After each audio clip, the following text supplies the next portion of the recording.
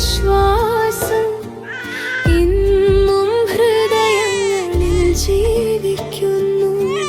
തലമുറകൾ കൈമാറിയ സ്നേഹം ഓരോ നുള്ളിലും കുട്ടിക്ക് എന്താ